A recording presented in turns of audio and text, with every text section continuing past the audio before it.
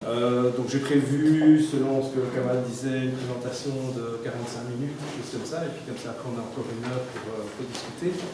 Maintenant si vous voulez m'interrompre, n'hésitez pas.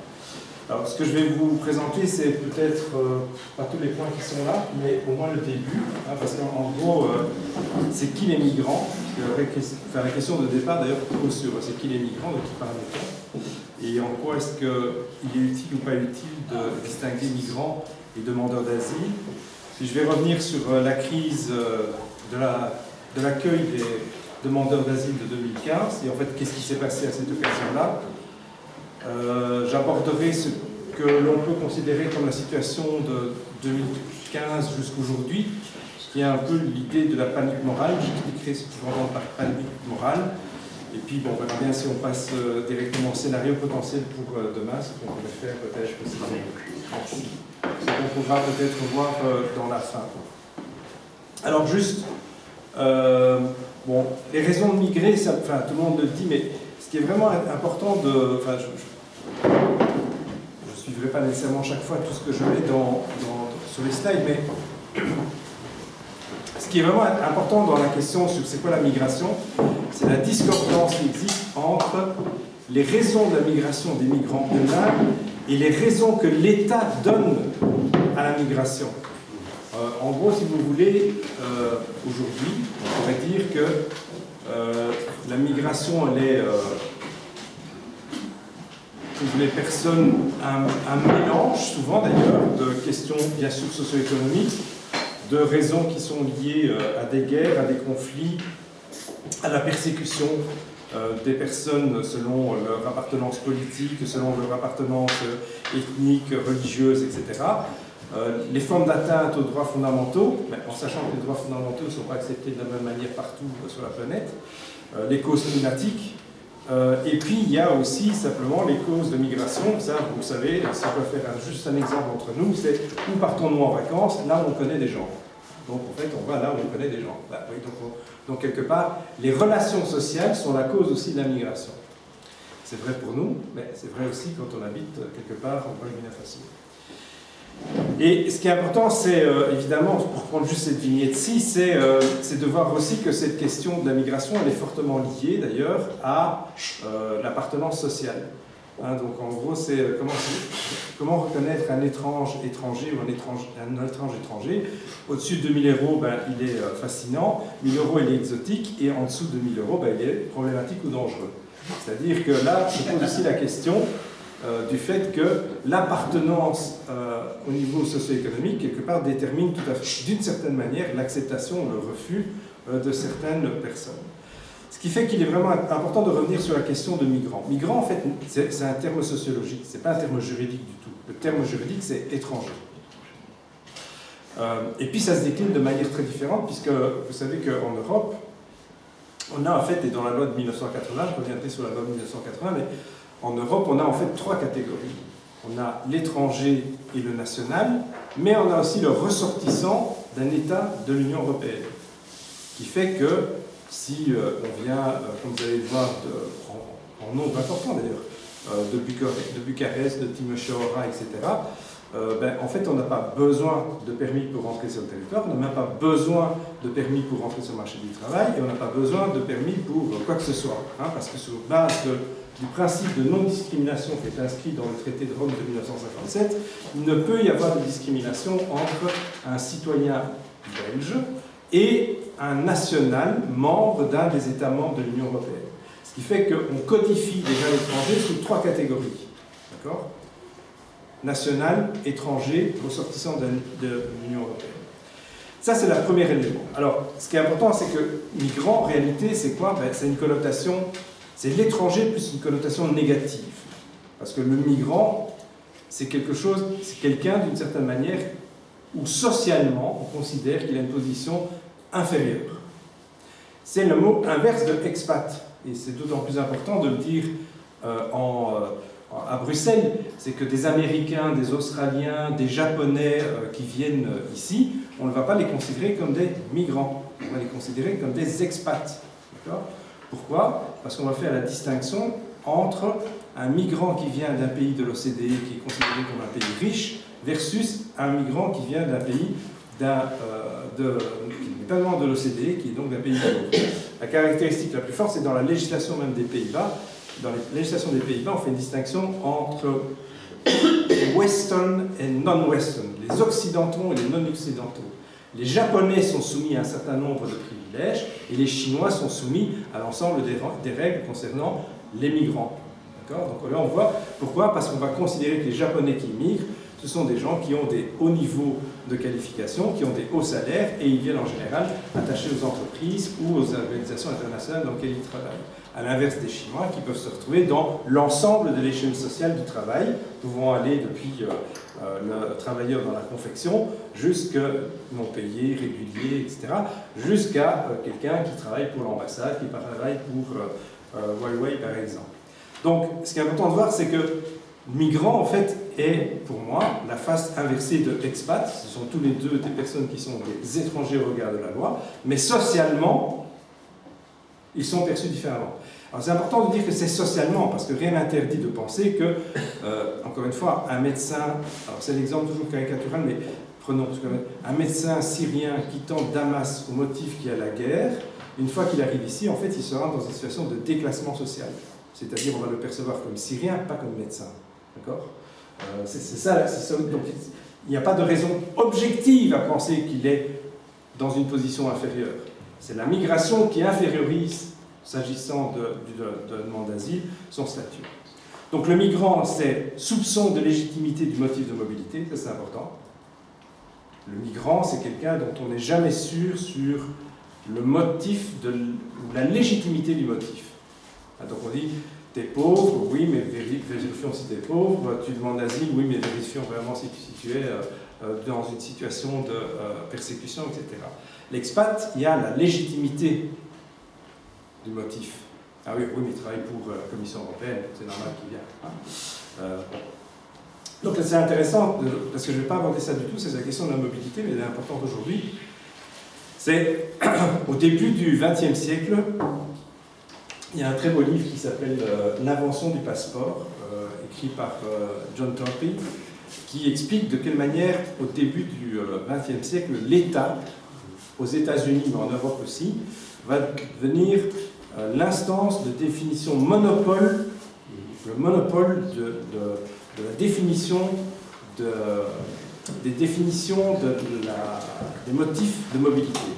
C'est l'État qui va décider quels sont les motifs légitimes de mobilité. C'est normal que nous, Européens, on soit des touristes au Maroc. Ce n'est pas normal qu'un Marocain soit touriste en Belgique. D'accord ? C'est vraiment la construction, non, ça c'est pas. S'ils viennent, c'est pour migrer, mais c'est pas pour.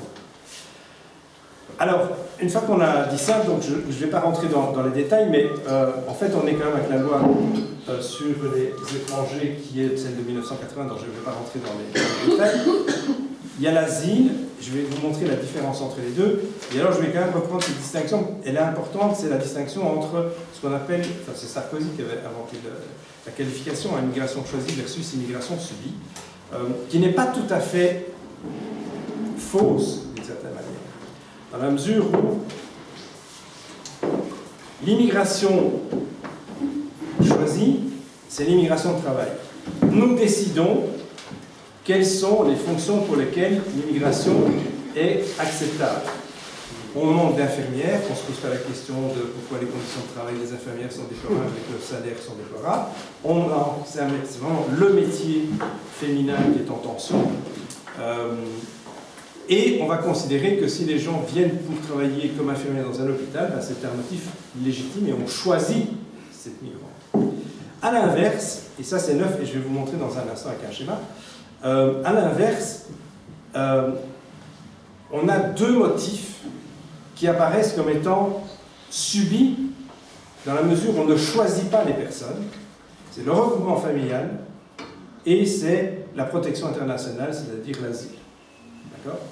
Donc, ce que je voulais juste dire par rapport au début, c'est que quand on prend la migration, en fait, si chez le migrant, il y a souvent une multiplicité de motifs à sa mobilité. Quand ils arrivent dans un état d'immigration, l'état d'immigration lui colle une étiquette. C'est un migrant de travail ou économique, c'est un bénéficiaire du regroupement familial, c'est un étudiant, ou c'est quelqu'un qui demande la protection internationale, c'est-à-dire la protection dans le cadre du droit d'asile. D'accord ? Donc, la définition du migrant, en fait, est déterminée par les catégories législatives de l'État et de nos lois. Alors, ce qui est intéressant de voir, c'est le dernier chiffre, mais ce n'est pas les plus récents, c'est 2014, j'ai plus 2014, puis 2016, c'est plus compliqué. Ce qui est vraiment intéressant de voir, c'est que, il faut vraiment qu'on s'arrête là-dessus, parce que c'est une question pour moi importante. C'est dans le rapport de Myriam. Alors ça donne quoi? Je vais vous expliquer les bâtonnets. C'est la distribution des nouveaux permis de travail, donc ça consiste des nouveaux permis de séjour. Donc ça, ce sont des bâtonnets qui décrivent les raisons pour lesquelles on donne un premier permis de résidence. D'accord? Et c'est ceux que je vous ai dit, raison professionnelle, regroupement familial, étudiant et protection internationale. En Belgique? Alors, c'est ça que je vais vous montrer. C'est dans plusieurs pays. Ce qui est vraiment intéressant de voir, en bleu, c'est Luxembourg, Belgique, Pays-Bas, France, Allemagne, Royaume-Uni, l'ensemble de l'Union européenne, les pays du Sud et les pays de l'Est européen. Qu'est-ce qu'on constate? C'est que la majorité des premiers permis de résidence qui sont donnés sont au bénéfice du regroupement familial. D'accord? C'est-à-dire les conjoints qui rejoignent le migrant qui est ici, ou les enfants de la famille qui rejoignent un des deux parents. D'accord? Donc, la majorité, en Belgique c'est 53%, au Luxembourg 58%. On est aux alentours de 40% pour la France, l'Allemagne, etc. L'Allemagne, c'est la catégorie la plus importante, c'est le regroupement familial. Pour cette raison d'ailleurs que la NVA veut supprimer le regroupement familial pour les demandeurs d'asile, enfin pour les réfugiés, etc. La deuxième raison, elle est un peu différente selon les pays, c'est celle qui est en orange ici, c'est celle liée aux études. En Belgique, on a vachement baissé. Il y a deux pays qui jouent un rôle important par rapport aux études, c'est la France, à 30% ce sont des étudiants, et l'autre pays c'est le Royaume-Uni, qui est ici, qui est aussi à 31%. Alors on va prendre l'opposé. Ceux qui arrivent pour des raisons de travail, c'est ceci. En Belgique, c'est 11%. Aux Pays-Bas, 17%. En France, 9%.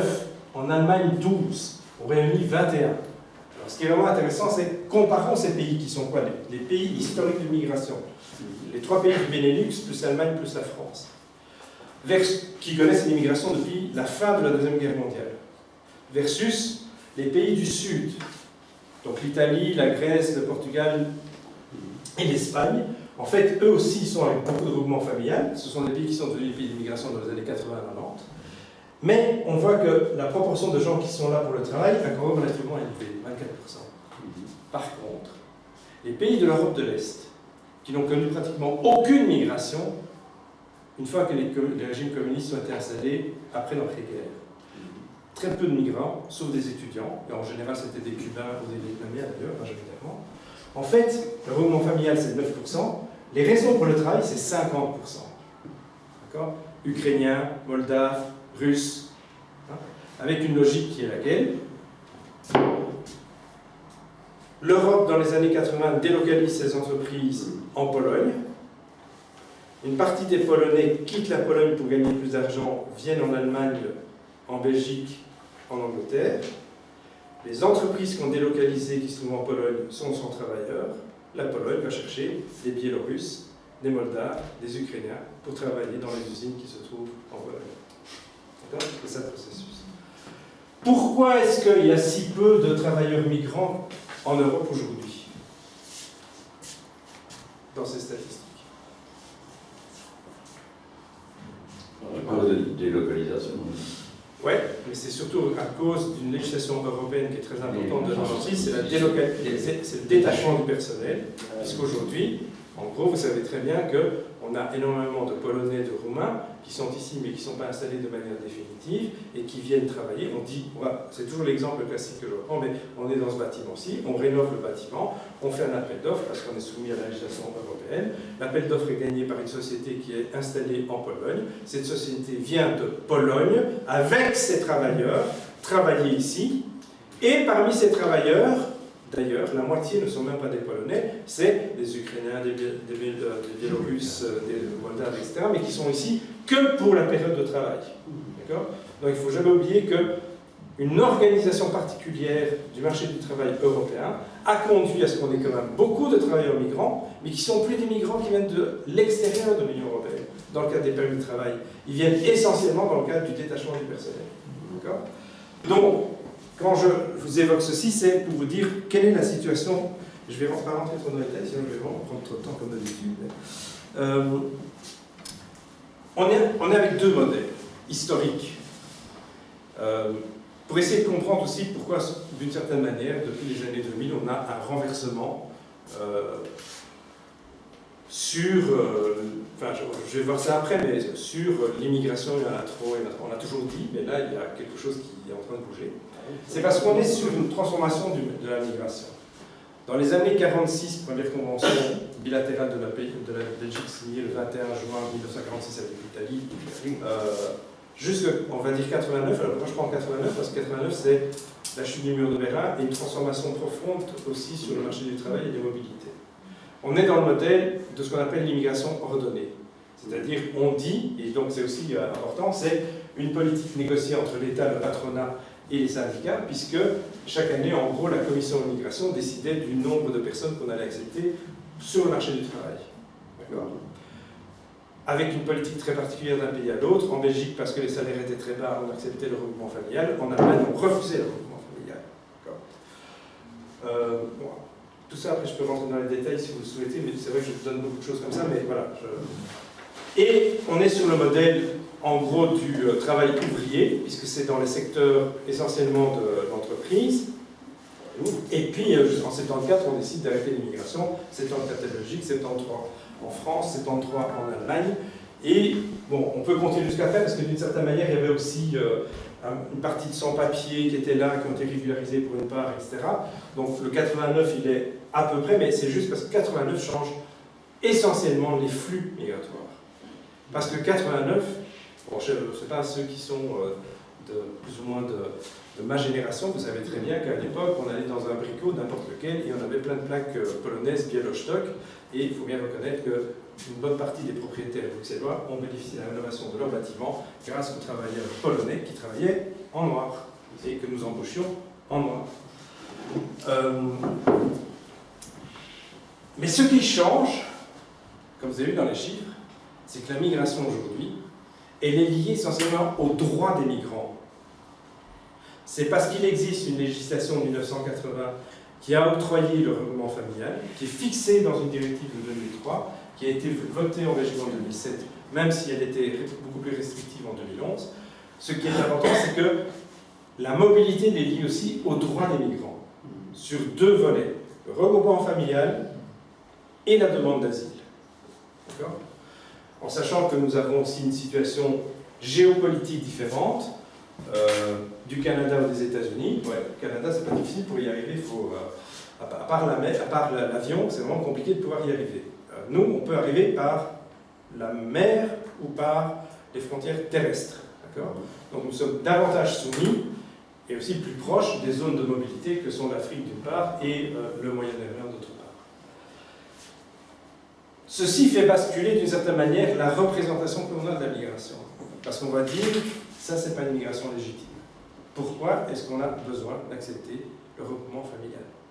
Pourquoi quand on accepte d'attribuer un permis de séjour à quelqu'un qui a obtenu le statut de réfugié, d'abord il faut lui donner ça de manière permanente, on a changé de législation, avant c'était on donnait ça de manière permanente, aujourd'hui certains ne le reçoivent que pour 1 an, renouvelable, avec l'idée que si la paix revient, ben on les renvoie de là où ils viennent. Et d'autre part, pourquoi devraient-ils bénéficier du regroupement familial? Voilà, ça c'est quelque chose de neuf qui fait changer d'une certaine manière dans la représentation du problème de l'immigration. Si on fait juste 2 cartes assez sommaires classiques, c'est de 45 à 73, il y a soit l'immigration qu'envers les États d'Amérique du Nord et l'Australie, la Nouvelle-Zélande, puis en interne, et puis surtout quand même l'arrivée, alors ça on peut revenir, parce que c'est toujours les mêmes pays d'ailleurs, parce que sans qu'il y ait de coordination c'est les mêmes pays, alors qu'à partir de 89, en fait, c'est essentiellement une mobilité qui prend d'ailleurs l'Allemagne comme étant toujours le pays central. Hein. En Allemagne, il y a 650 000 Polonais. D'accord ? En Angleterre, une des raisons, je ne sais pas si vous avez suivi la question du Brexit, mais une des raisons pour lesquelles il y a aussi du Brexit, c'était le fait qu'il y ait 650 000 Polonais qui travaillaient au Royaume-Uni, et 450 000 d'ailleurs en Irlande. Alors, juste pour donner quelques chiffres. En Belgique, on est aux alentours de chaque année, il y a 130 000 étrangers en plus. Ça tente, il y a une tendance à l'augmentation. Mais presque 60%, c'est des ressortissants des États européens. C'est-à-dire que le regroupement familial, il bénéficie aussi aux citoyens européens. Dans l'ordre des nationalités, c'est la Roumanie, la France, les Pays-Bas, la Syrie. Alors ça, c'était particulier puisque c'était l'année 2016. L'année 2016, c'est un ensemble de Syriens qui ont obtenu le statut de réfugiés. Ils étaient à peu près 93% des dossiers des Syriens étaient acceptés comme statut de réfugié. D'accord ? Et puis l'Italie, la Pologne, le Maroc, la Bulgarie. Alors, le Maroc, c'est essentiellement un flux, c'est le regroupement familial. D'accord ? Et puis vous voyez, d'autre part, ici, c'est quand même des pays qui sont européens. Et puis l'Irak, c'était la même chose que pour la Syrie, c'est le bénéfice de l'accueil des réfugiés. Alors, on va s'arrêter un peu, si ça vous va, sur 2015, la crise et où on en est et la panique morale. Donc, juste rappeler, il y a 60 millions de réfugiés dans le monde. Mais ce n'est pas ici qu'ils sont concentrés. Hein. En fait, si on prend... je vais vous montrer dans un instant. 60 millions de réfugiés dans le monde, et ce qui est important, c'est quand même la Convention de Genève, 51, c'est surtout le protocole de 67 qui est important. Il dit quoi? C'est, on assure donc, un demandeur d'asile, c'est qui? C'est toute personne qui craint d'avoir, avec raison d'être persécutée du fait de sa race, de sa religion, de son nationalité, de son appartenance à un certain groupe social ou de ses opinions politiques, se trouve hors du pays dont elle a la nationalité et qui ne peut, ou du fait de cette crainte, ne veut se réclamer de la protection de ce pays. Donc ça existe. D'abord, il y a plusieurs motifs. Il y a réfugiés politiques, c'est faux. C'est plusieurs choses. C'est la Convention de Genève. Pardon? C'est la Convention de Oui, Genève. en fait, c'est l'article 1 du protocole de 1967, qui montre bien que ce n'est pas que des raisons politiques, mais c'est la nation. Enfin, quand on voit aujourd'hui le gouvernement indien, ce qu'il fait, qui chasse d'une certaine manière les musulmans, on va avoir des musulmans qui vont demander l'asile parce qu'ils sont persécutés par l'État, par la démocratie indienne. Et ce qui est vraiment important ici, c'est on ne peut pas demander la protection dans le pays dans lequel on a la nationalité. D'accord? Ce qui suppose, et c'est ça c'est le problème de la Convention de Genève, c'est qu'elle dit les gens peuvent partir, mais il n'y a pas de droit à entrer. D'accord? Il n'y a aucun droit à entrer. C'est-à-dire que, d'une certaine manière, c'est pour ça que cette histoire illégale n'a pas de sens, c'est toute entrée de personne qui va demander l'asile est une entrée irrégulière. Il n'avait pas de permis avant, sauf s'il avait un visa humanitaire parce que le gouvernement lui a donné un visa humanitaire. Mais c'est à la frontière que la personne arrive. On avait fait une enquête à Charles de Gaulle, et donc les gens arrivent à la frontière, ils ont un passeport, c'était des Irakiens, c'était en 2012, si on se souvient, ou 2013. Et à la frontière, au moment d'entrer, ils déclarent la protection internationale du pays, et alors on ouvre un dossier comme demandeur d'asile. Mais leur entrée est une entrée irrégulière. D'où tout le problème, c'est ceux qui sont en mer, pourquoi est-ce qu'on ne les rejette pas? Parce qu'en les rejetant, on ne se pose pas la question de leur enregistrement. D'accord? Donc ça, c'est tout le problème des pushbacks tels qu'ils se font en Méditerranée. Alors, juste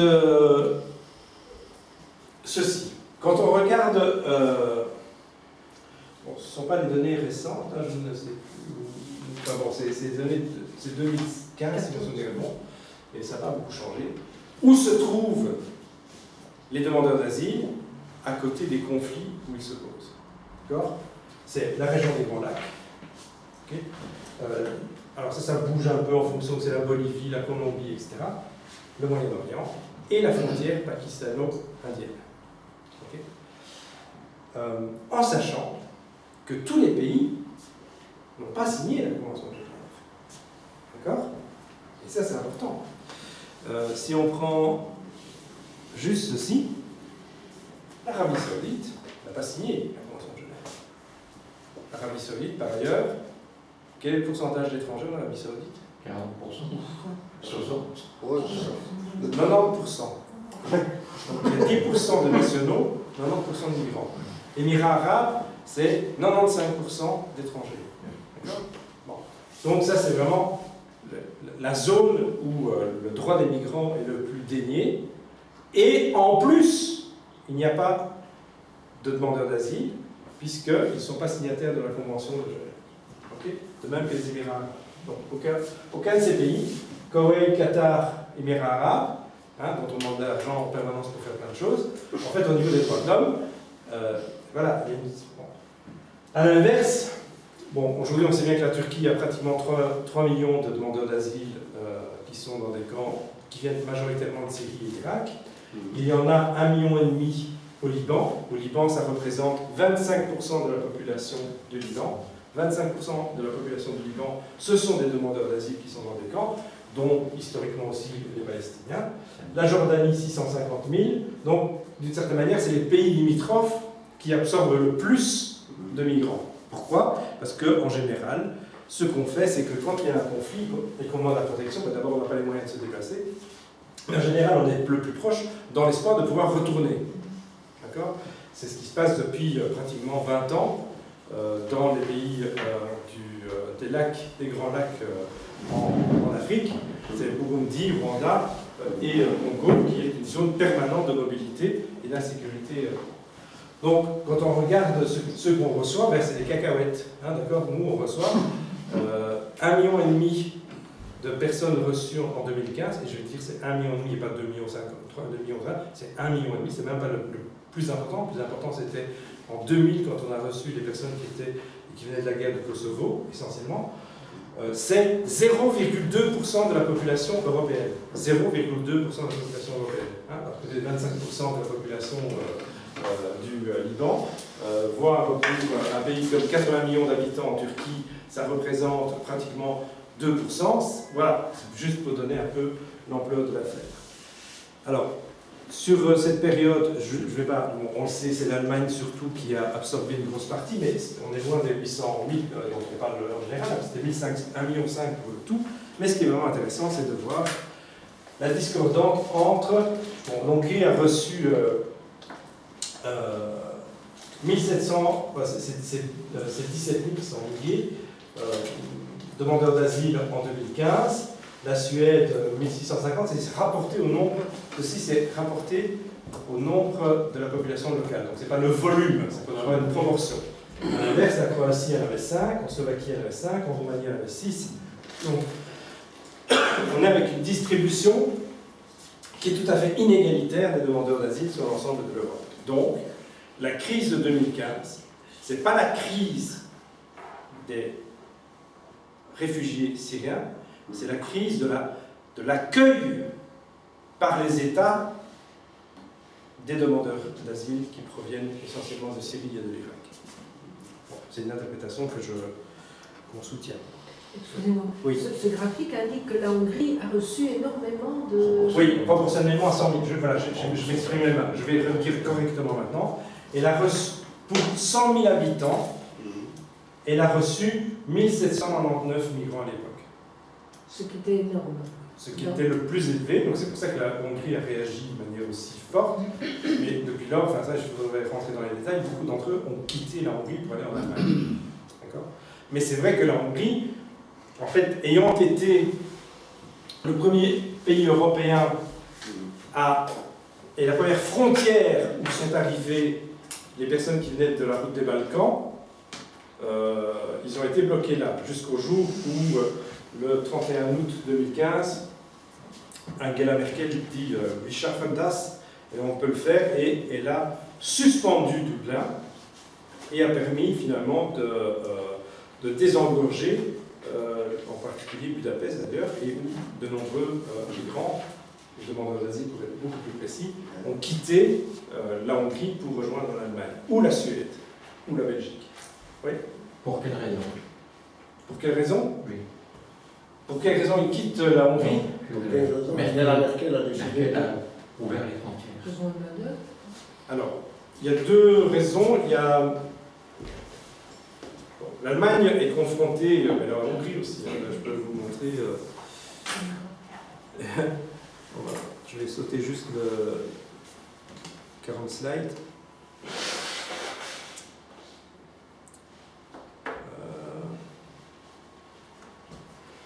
Donc ça c'est la proportion, je vais vous expliquer aussi, c'est le ratio entre les moins de 18 ans et les moins de 65 ans et plus de 65 ans. Les deux seuls pays qui ont une pyramide d'âge qui est, entre guillemets, normale, c'est la France et le Royaume-Uni. D'accord? Une politique nataliste en France importante. A l'inverse, vous voyez que la proportion de jeunes par rapport aux personnes âgées en Allemagne est gigantesque. Même chose d'ailleurs pour la Hongrie, hein, donc c'est pas si top. Bon, le pays, l'Europe du Sud, c'est pire encore. D'accord?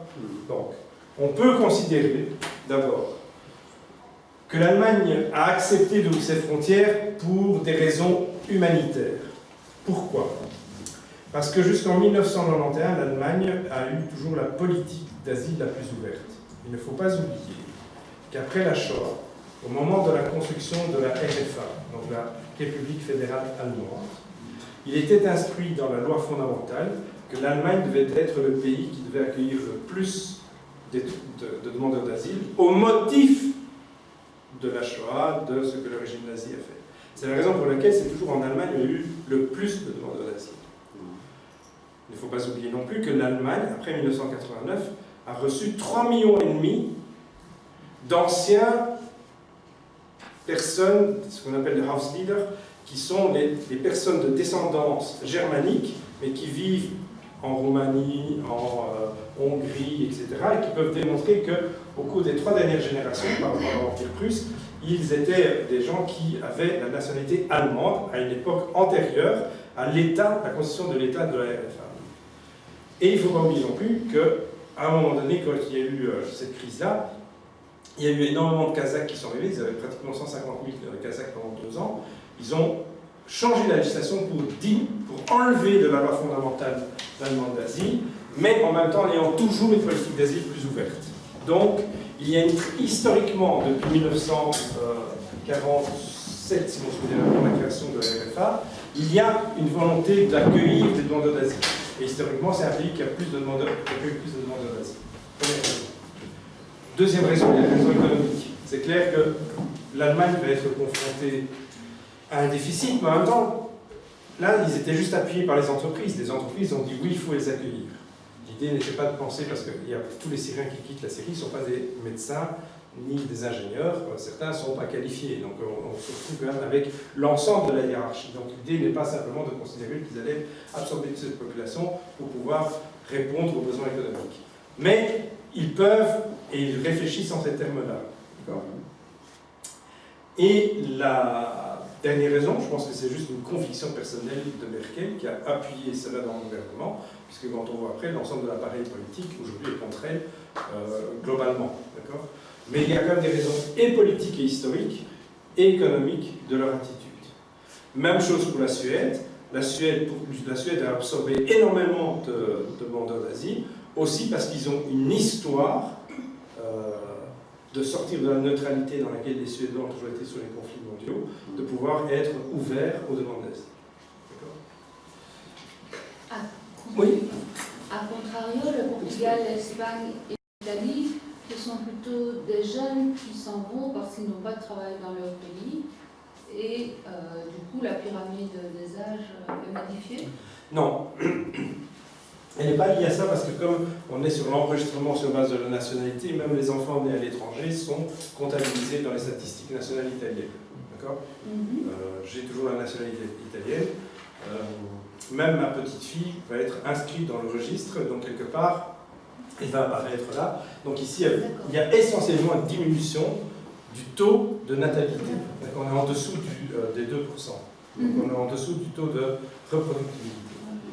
Et c'est vrai pour ces pays qui ont changé de manière radicale, d'ailleurs, leur situation familiale par rapport aux années 60-80.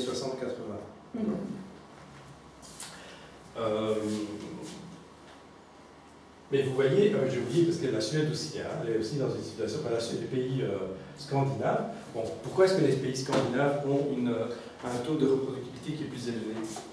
Pourquoi il y a plus d'enfants qui naissent en Suède, en Finlande?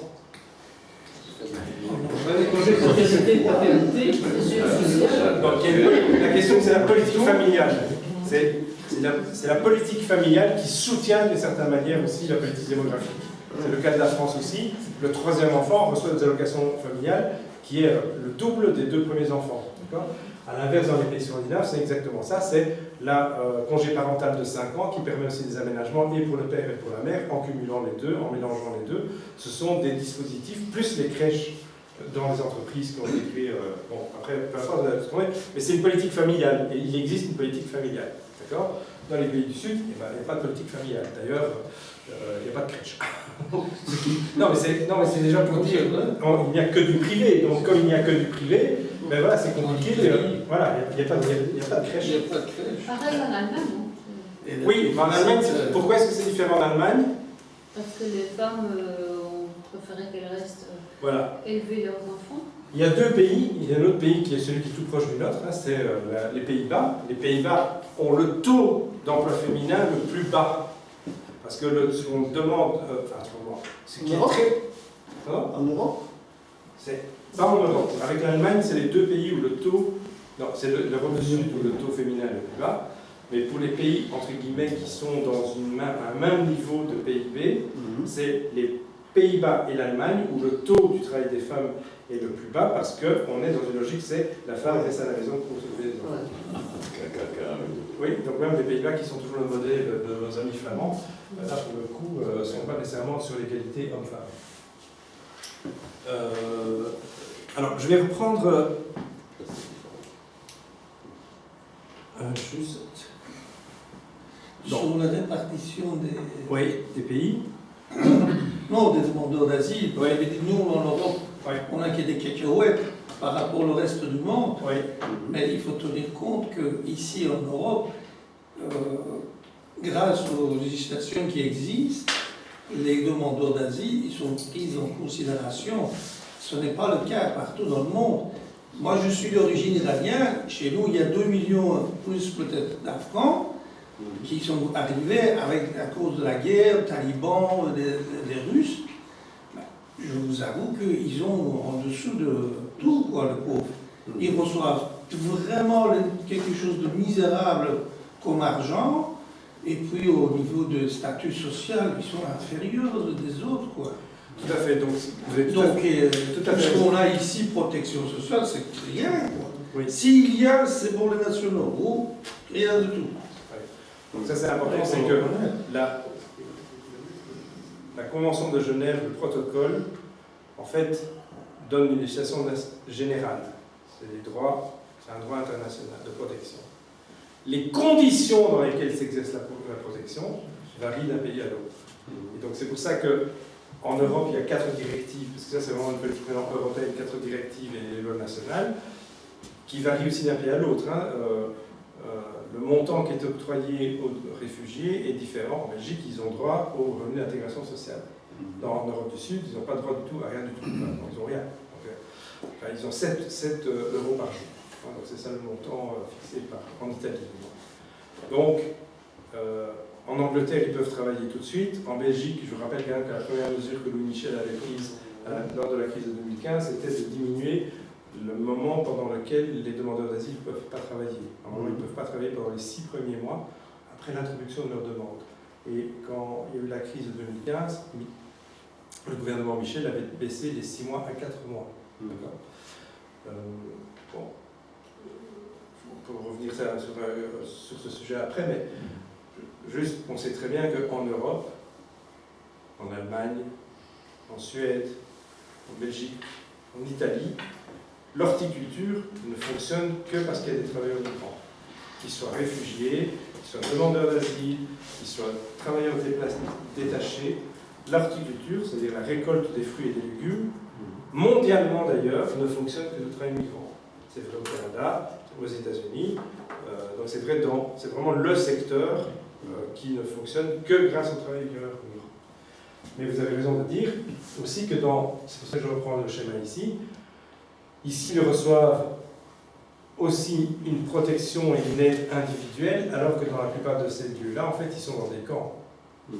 Ce qui n'est pas la même chose qu'il y a des gens qui sont dans des camps depuis, si on prend les camps palestiniens, ils sont dans des camps depuis 48. Donc, je veux dire, voilà, il y a des générations de gens qui vivent dans des camps. Ce qui est tout à fait différent de la situation qu'on peut trouver en Europe, où il y a des législations nationales qui sont venues en aide individuelle aux personnes qui sont reconnues comme demandeurs d'asile, enfin, comme réfugiés. Voilà. Alors, juste... je ne sais pas quelle heure il est. 11 heures, t'as 30% 10 minutes. Ok. Plus que ça. À 15. Un petit quart d'heure. Alors, je vais me mettre sur cette question de la panique morale. En fait, l'idée générale que ce dessin traduit, c'est nous sommes gouvernés par la peur. D'accord ? Et l'intégration aujourd'hui, c'est l'intégration par la peur, d'une certaine manière. Alors, qu'est-ce que ça signifie? C'est que c'est ce qui est arrivé en 2015, comme ça arrivé dans d'autres époques, puis je peux revenir sur d'autres époques aussi, en particulier aux États-Unis, c'est l'immigration, est perçue comme étant une menace. D'accord? C'est une menace pour le marché du travail, c'est une menace pour l'identité nationale, c'est une menace au niveau de la sécurité, c'est une menace de civilisation. Parce que c'est peut-être ça sur lequel on va arriver à la fin. Alors, ce qui est important, c'est qu'en réalité, la dimension de la menace, elle n'est pas nécessairement basée sur il y en a 2000, il y en a 4000, il y en a 1,5 million, etc. Elle est surtout basée sur la production d'un discours de la peur. D'accord? Même s'il y en a 3, en fait, là, il y a un décalage, si vous voulez, entre y a-t-il un seuil à partir duquel on ne peut plus en accepter? Non, il n'y a pas de seuil. Il n'y a pas de seuil. Il y a juste un discours qui, à un moment donné, c'est ce qu'on appelle l'effet performatif du langage, c'est-à-dire que dire c'est faire, dire des choses, c'est faire peur.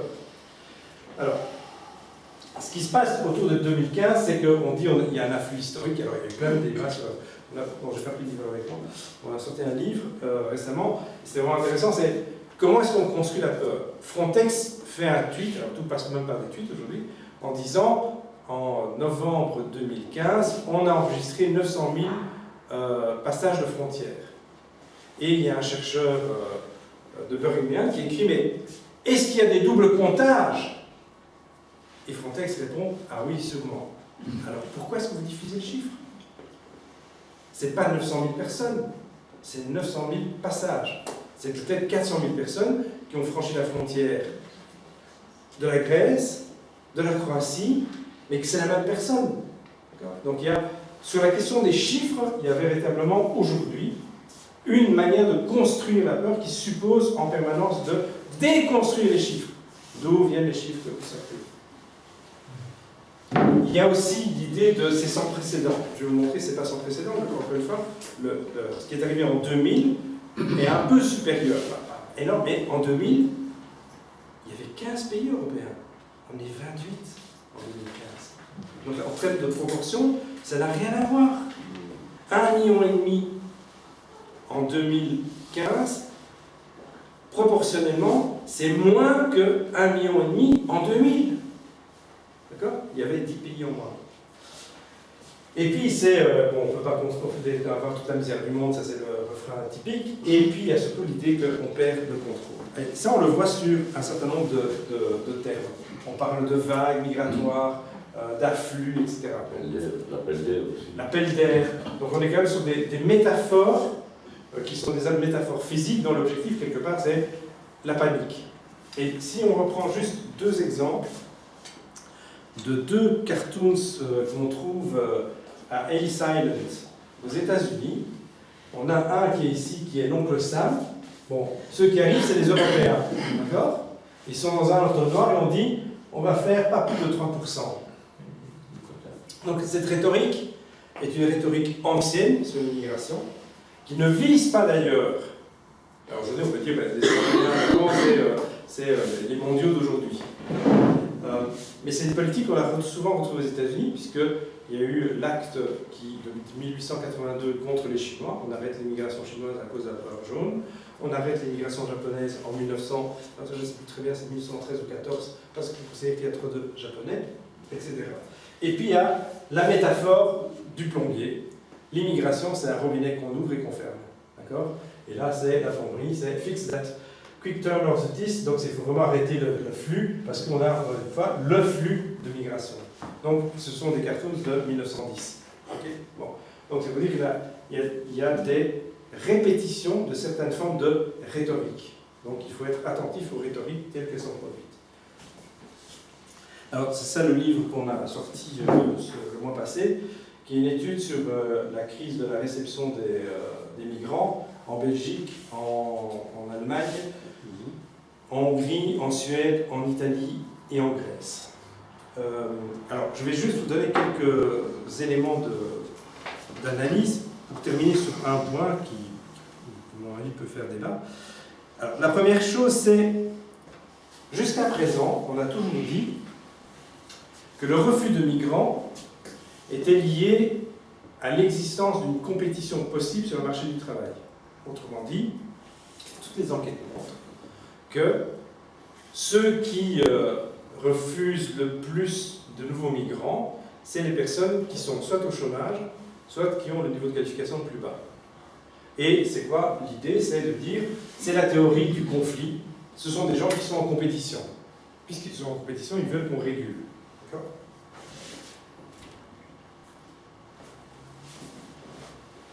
Une deuxième explication est plutôt fondée sur les nouveaux migrants ont une autre culture et donc c'est une menace pour notre identité. D'accord?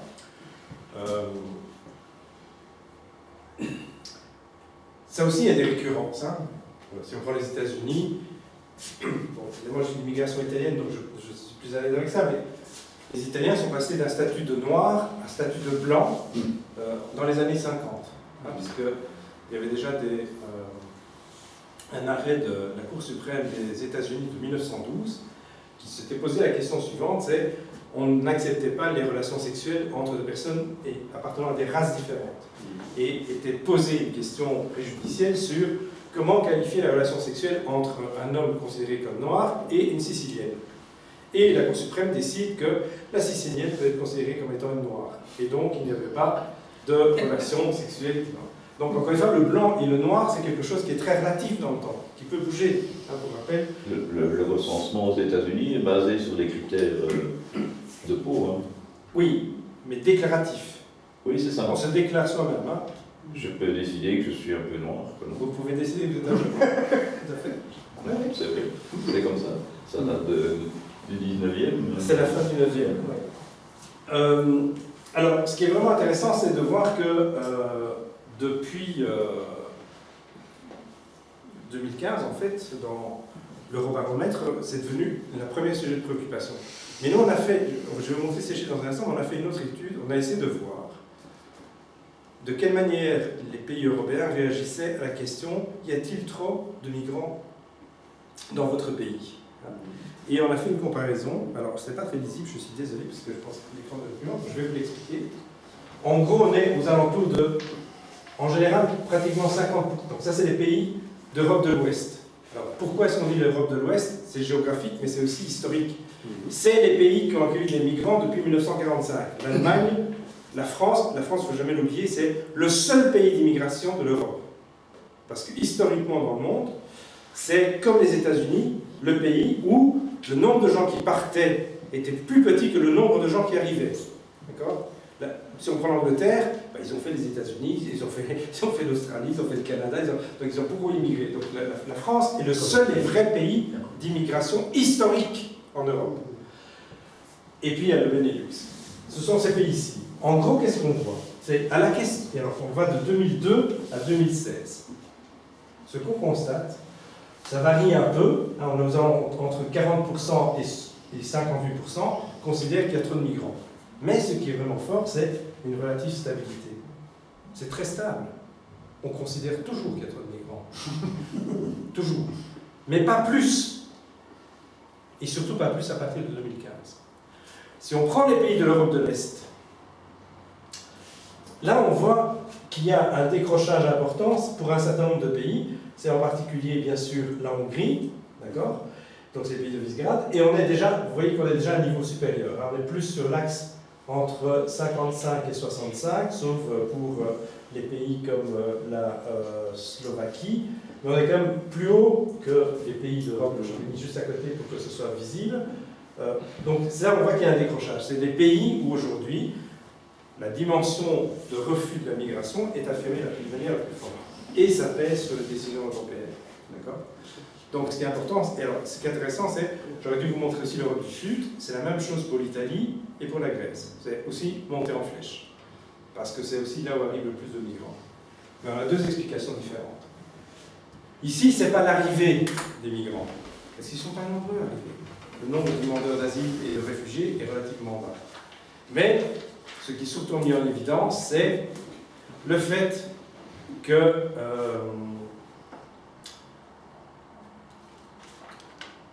c'est surtout le fait que ça va nuire à l'identité nationale.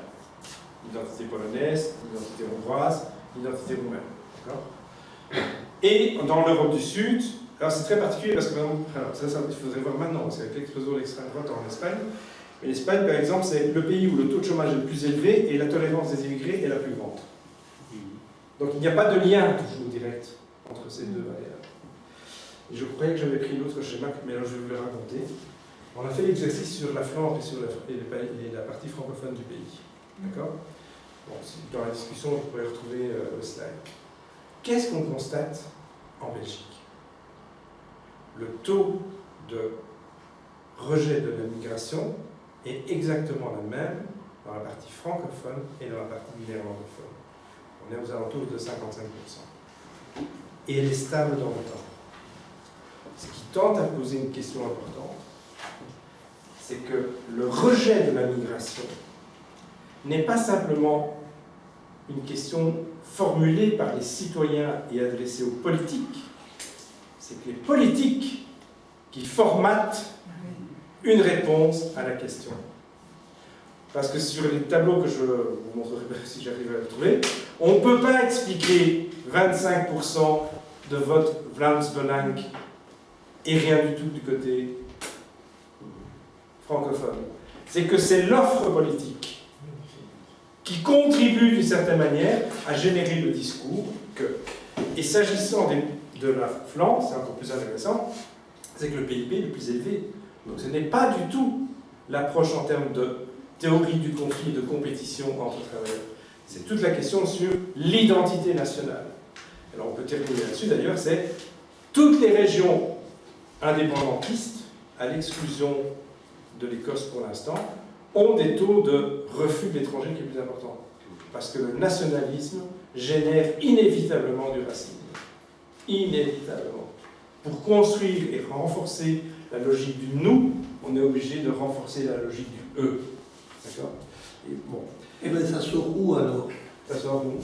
Ben, vous dites, en Flandre, ça s'exprime par la voix de Vlaams-Belang, ou même l'NVA, mais en Wallonie. Oui. Et ça sort par où, ce refus, cette xénophobie ambiante? C'est pas le PS. Non. Et les FN est mort. Non, on est d'accord. C'est pas qu'il s'exprime pas, c'est que le fait qu'il n'y a pas de relais politique à son discours, pour deux raisons. Un, Du côté francophone, il n'y a jamais eu la capacité d'avoir un parti qui est suffisamment seul. Enfin, le FN a toujours été un parti qui se construit, qui se déconstruit aussi vite.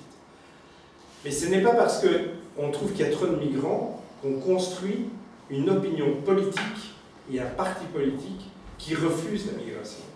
C'est ça que je veux dire.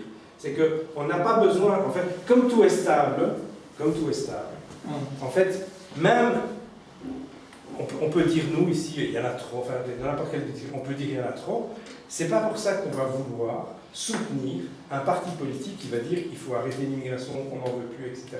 Parce qu'il y a une différence entre l'expression des citoyens de dire qu'il y en a trop et la volonté politique de mettre en œuvre des législations qui arrêtent complètement la migration.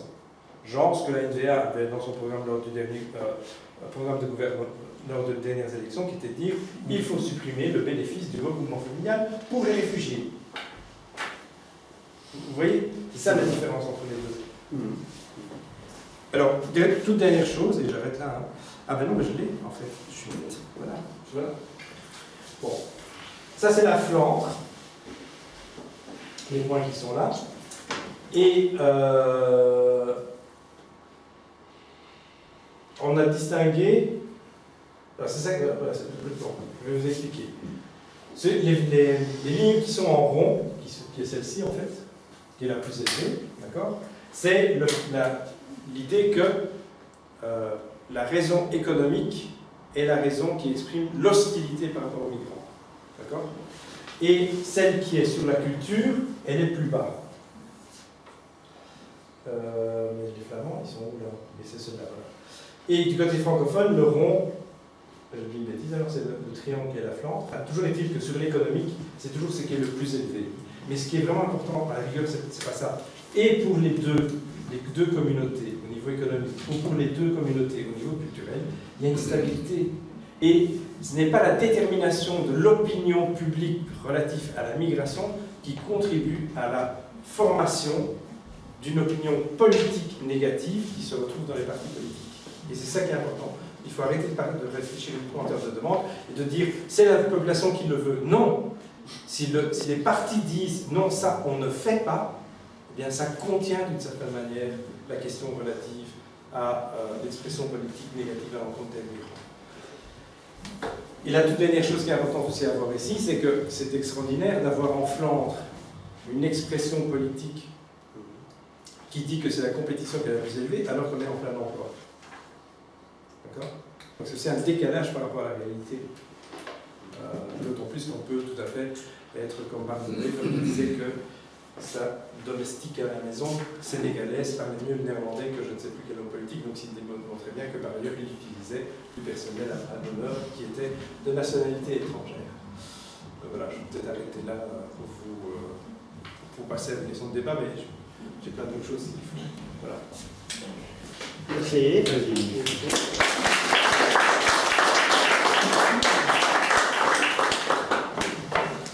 Ben voilà, merci beaucoup Andrea, 3 docteurs, monsieur.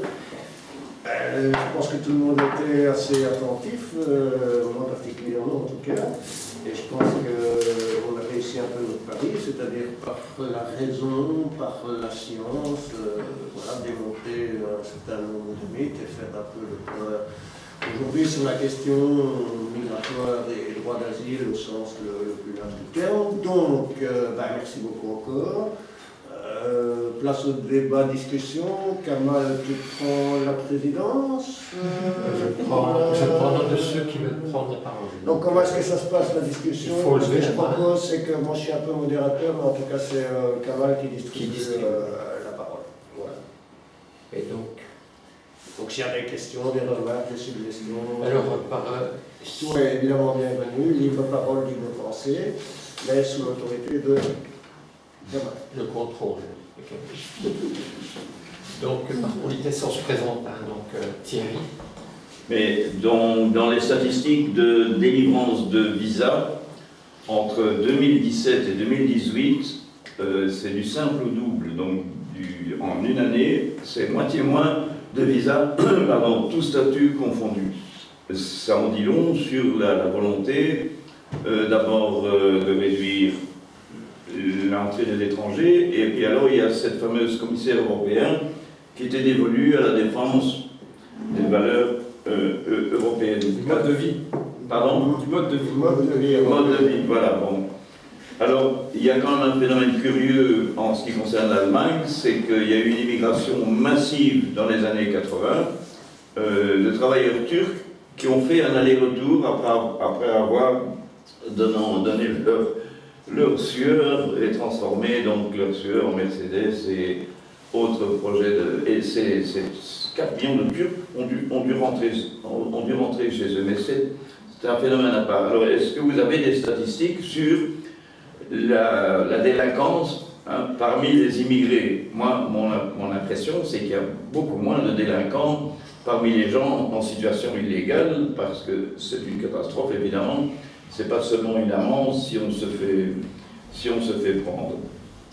Et donc, le fond d'affaires, c'est aussi le passé colonial des pays européens, où le moteur de la colonisation, c'est certainement le profit, mais l'aspect moral, c'est le racisme pur et simple. Donc, ça, c'est les critères qui ont déterminé, qui continuent à déterminer l'attitude des populations. Et les discriminations au sein de l'Union européenne aussi, entre la population issue de pays des 25 de l'Union européenne. Est-ce qu'il y a une équivalence des diplômes au niveau européen? Pas du tout. Un médecin qui sort d'une faculté roumaine ne peut pas exercer comme ça de but en blanc, sans parler en plus de la pression financière, puisque la situation salariale des différents pays détermine effectivement une discrimination de fait. Et le dernier point, j'ai mon idée là-dessus, pourquoi beaucoup d'immigrés veulent-ils aller en Grande-Bretagne? Alors, comment on procède? Tu réponds à chaque question? Oui, parce que là, il y a 15 questions. Il y a déjà cette question. Alors, je vais pris une note, mais donc, je vais faire un regroupe, c'est le plus simple. Pourquoi est-ce qu'ils veulent aller en Angleterre? Il y a 2 raisons. Aujourd'hui, il y a un très grand chercheur américain qui s'appelle Douglas Massey, qui dit l'immigration aujourd'hui elle est motivée essentiellement par le capital social ou par les relations sociales. C'est-à-dire que c'est ce que je vous ai dit au départ, on va là où on connaît des gens. Donc si on va en Angleterre, c'est parce que c'est un pays qui a une diversité de population qui fait qu'on a toujours au moins un parent qui est là. Donc on va en Angleterre. Mais il y a aussi une autre raison qui évidemment va vous intéresser. Il y a la langue, l'anglais, mais il y a une autre raison que vous connaissez aussi, qui est la totale déréglementation du marché du travail en Angleterre. Puisqu'en Angleterre, il existe le contrat de travail de 1 jour. C'est-à-dire qu'aujourd'hui, en Angleterre, on peut aller, et si on a un job aujourd'hui, on l'a peut-être demain, on l'a pas après-demain, donc quelque part, la capacité de pouvoir être sur le marché du travail de manière complètement dérégularisée est plus élevée. C'est là d'où vient une partie des 2 raisons majeures, les relations sociales d'une part, et d'autre part, la question de l'accès au marché du travail. Et les contrôles de papier sont moins efficaces. C'est pas qu'ils sont pas moins efficaces, c'est qu'il n'existe pas de carte d'identité en Angleterre. Donc la question se pose surtout à la frontière, qui est aussi très particulière, puisque dans la négociation qu'il y a eu entre l'Angleterre et Sarkozy, c'est qu'il y a eu la délocalisation de la frontière, qui va d'ailleurs se poser de manière forte avec le Brexit, puisque la frontière se trouve sur le territoire français, ou d'ailleurs elle se trouve chez nous, à la gare du Midi, comme vous le savez. C'est à la gare du Midi qu'on fait le contrôle de la frontière anglaise quand on prend l'Eurostar. Les gares de frontière sont dans la gare du Midi, ils ne sont pas à la gare Du Nord. la gare Waterloo. non, l'autre, oui, enfin non. Alors, sur toutes les autres choses que vous avez dit, c'est... Alors, d'abord, les Turcs sont arrivés beaucoup plus tôt que ça. Donc, les Turcs, la convention bilatérale entre l'Allemagne et la Turquie, elle est signée quand? Le lendemain de la construction du mur de Berlin. D'accord? C'est au moment où il n'y a plus de travailleurs qui font le passage de l'Allemagne de l'Est vers l'Allemagne de l'Ouest qu'il y a un besoin de main-d'œuvre. Et, par ailleurs, ce qui est vraiment important, il ne faut jamais l'oublier, c'est tous les pays européens ont fait les mêmes capitales. C'est-à-dire que les Turcs vont arriver en Allemagne, mais ils arrivent aussi en Suisse, ils arrivent aussi en Belgique, ils arrivent aux Pays-Bas, et c'est signé pratiquement à chaque fois la même année, c'est entre 61 et 64. Même chose pour le Maroc, c'est signé entre 63 et 64 sur l'ensemble des pays du Benelux, la France et l'Allemagne. Donc elle est antérieure. La chose où vous avez raison, c'est qu'ils sont nombreux, mais en Allemagne, il n'y avait pas de regroupement familial. L'Allemagne interdisait le regroupement familial. Ce n'est qu'après la fermeture des frontières qu'ils ont accepté le regroupement familial. D'où le grand paradoxe que la population locale, dans les quartiers, dans les écoles, voit, c'est, on dit qu'il n'y a plus d'immigrés, qu'on a arrêté l'immigration, il n'y en a jamais autant qui est arrivé. Et oui, c'est exactement la même chose qui se passe en Belgique. Après 1974, entre 1974 et 1984, il n'y a jamais eu autant de nouveaux migrants qui arrivent. Pourquoi? Parce que c'est le regroupement familial. C'est les familles, c'est 4-5 enfants qui arrivent, et donc ça transforme complètement les quartiers. Avec ce discours complètement décalé des politiques, qui est de dire on a arrêté l'immigration, et sans dire oui, mais comme on a donné des droits, en fait, ils arrivent en nombre plus élevé que ce que vous pouvez imaginer par rapport au discours. Ça, c'est une chose. Et puis, vous m'avez évoqué quoi? Je sais pas, La délinquance. Alors, la délinquance. L'équivalence des diplômes. Dans l'équivalence des diplômes, c'est une catastrophe. Déjà, nous autres, quand on doit enregistrer un étudiant qui vient de France, on doit faire une reconnaissance de son diplôme. Enfin, je veux dire, là, c'est juste le début. Alors, quand on vient d'ailleurs, c'est encore plus.